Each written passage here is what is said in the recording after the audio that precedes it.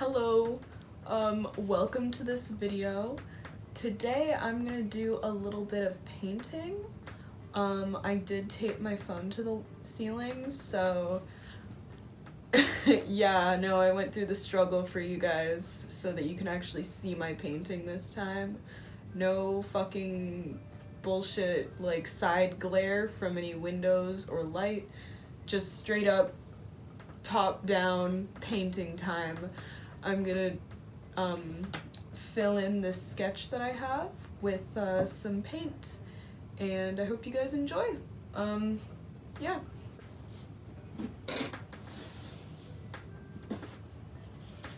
I also wanted to talk about the book that I'm painting. I got it at the bookstore that I was at, obviously. It's called Glad Day Bookshop. The book is called Beloved and God by Royston Lambert. The story of Hadrius and Antinous. I don't know if I said Antinous right, but it's not pronounced Antonius, so yeah. The book is about, Emperor Hadrian from the early Roman Empire of like around 130 AD, and it's also about his gay lover. Essentially, his lover Antinous goes through this like deification because once he dies, it's about his death. Once he dies, Hadrian kind of tries to immortalize this image, and there's thousands of statues made in Antinous' name and medallions, and he is seen as a god, and it's really cool story. So I'm not very far in, but that's what I've got so far, and just damn. I just put a layer of paint for the background, so I just did like a warm toned oak, and then the shadows for that warm toned oak with a little bit of blue and red to kind of darken it without using black.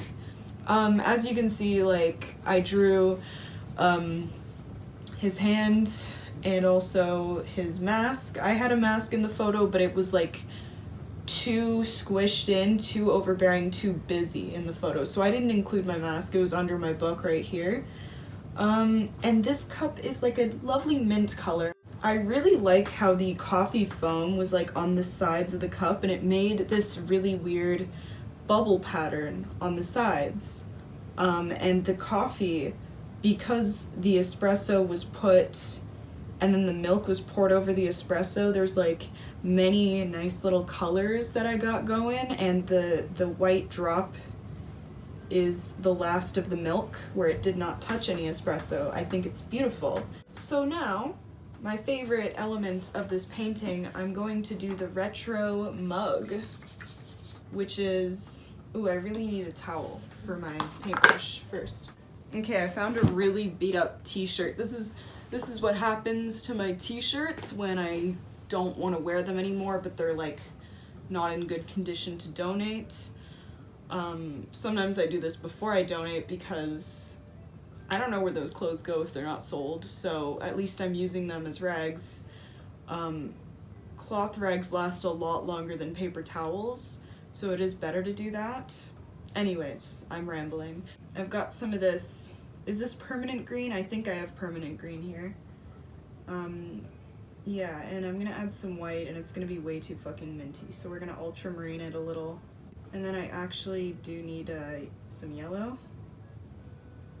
Cadmium yellow is what I'm using. And more white. Mint green is a very pretty color. Red is complementary to greens, so it will mute it and it will turn it more grayish, which is so useful when you're painting and you don't want to use black. And sometimes it's just what you need when your tone isn't quite right. Alright, we can start with this. Still too blue, but we'll put it down anyways.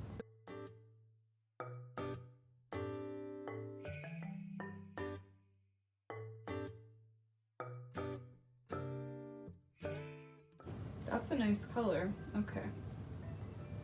It reminds me of subway tiles. Especially, I go to Toronto a lot and I'm gonna live there soon. Especially when you go to Wellesley Station, like the subway tiles there is this really nice mint green. And I don't know, I don't get off at Wellesley often, so seeing the Seeing the subway tiles there is pretty. So I'm gonna shade it by using a bit of ultramarine and cadmium yellow. I mean red, sorry, cadmium red. A little yellow too.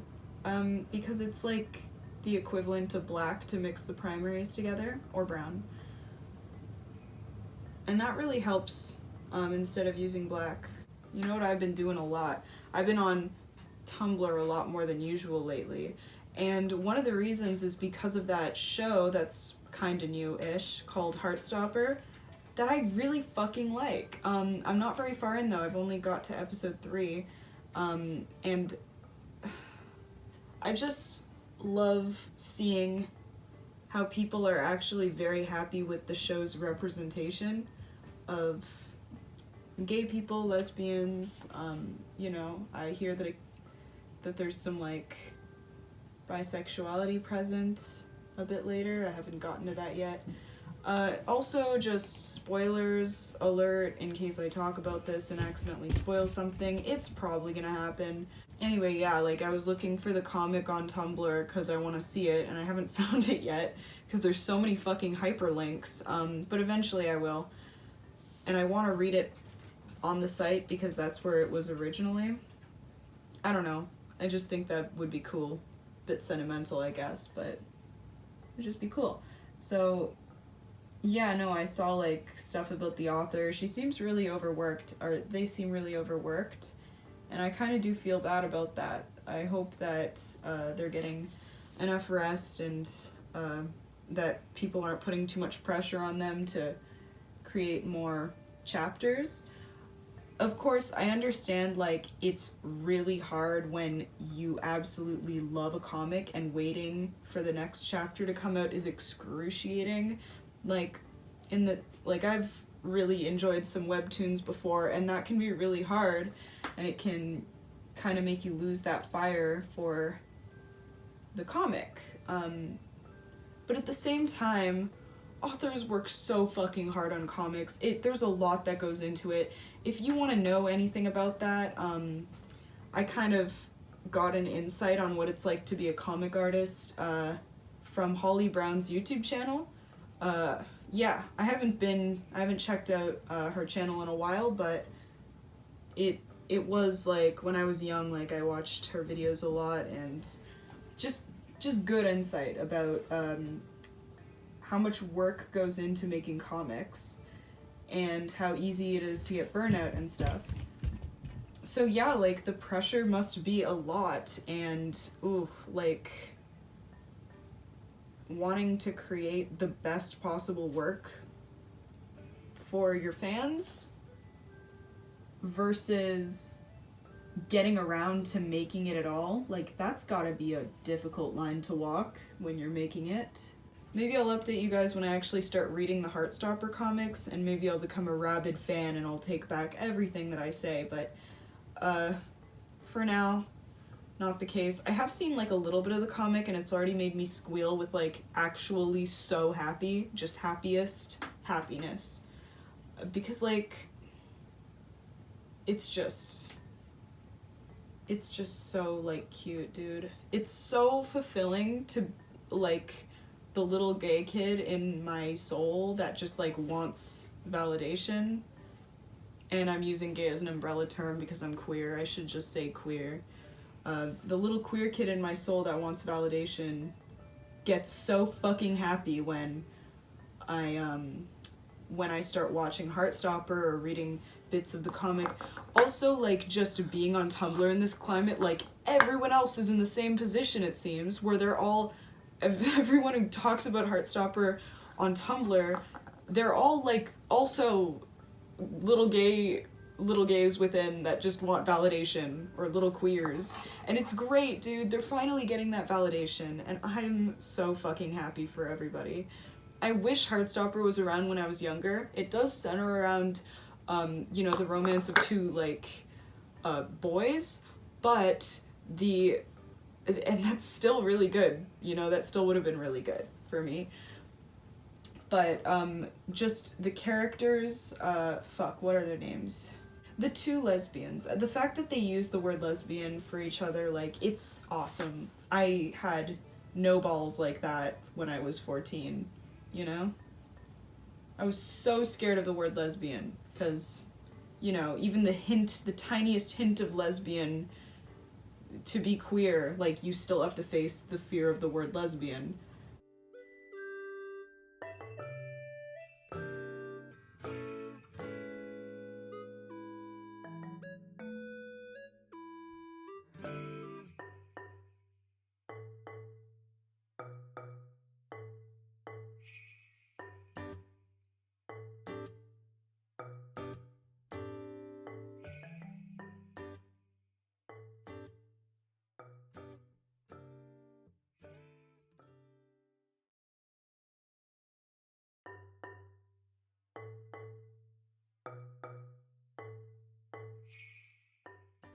This is good.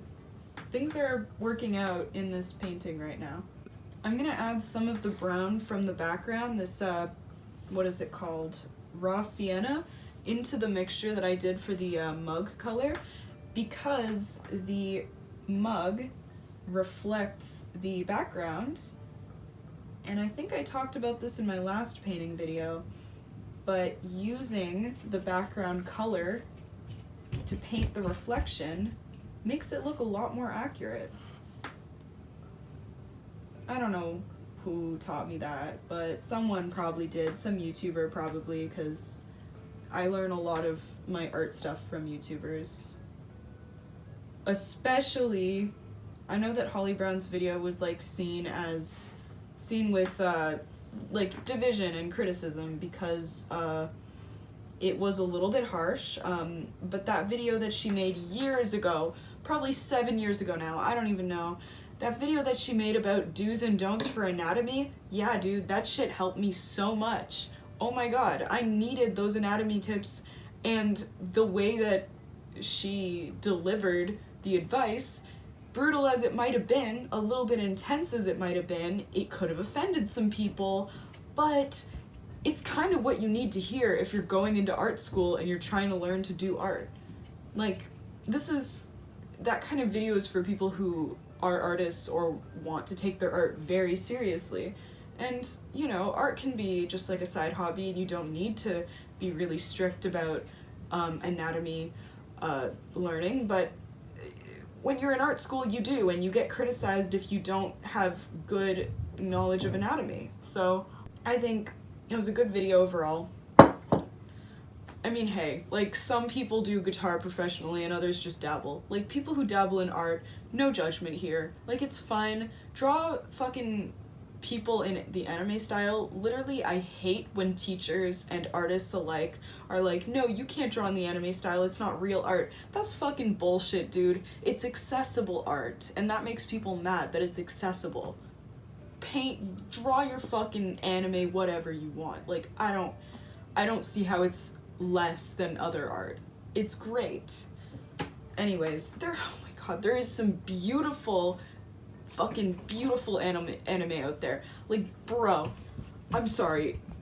Have you seen Kakegurui? The art in Kakegurui is amazing. Like, the portraits of, okay, I'm speaking. Look, people who say that anime isn't art, they are fucking either lying to your face or they're straight up so stupid. I'm sorry, it's so dumb.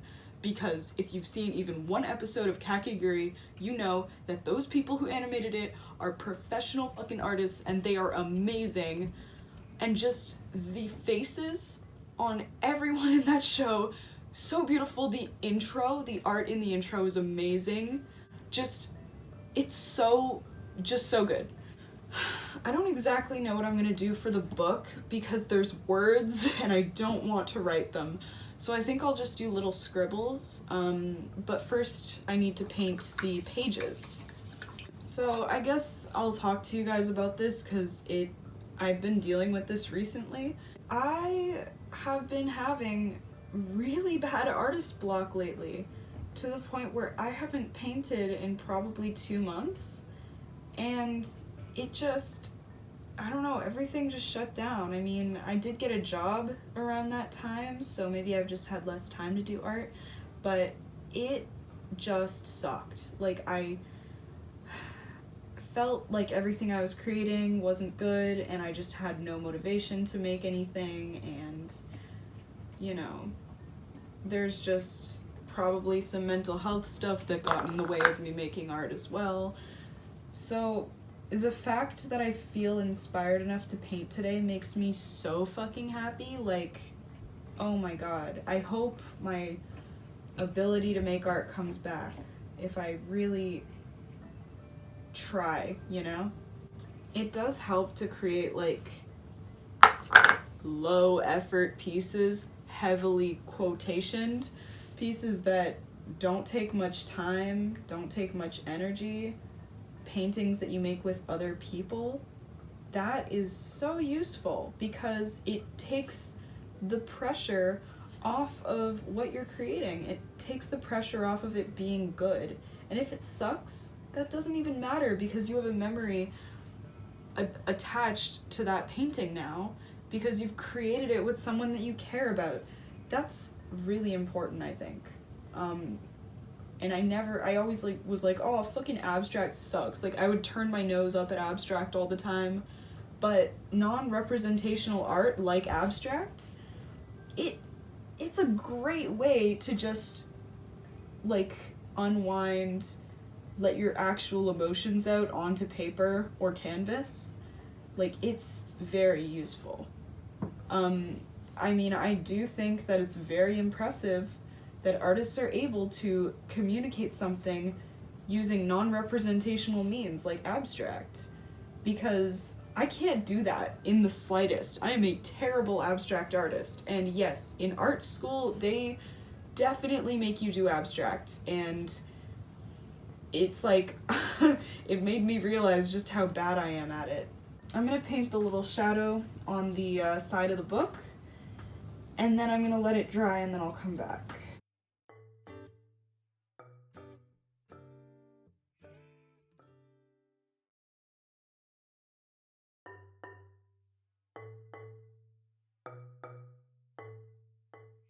Got myself a biscuit. Biscuit. Oh, I fucked up. I didn't paint this, so I have to remix the color. Extra blue because it's shaded. And extra red too because purple is pretty. Oh, this is exactly the color I fucking need. Isn't it awesome when that happens?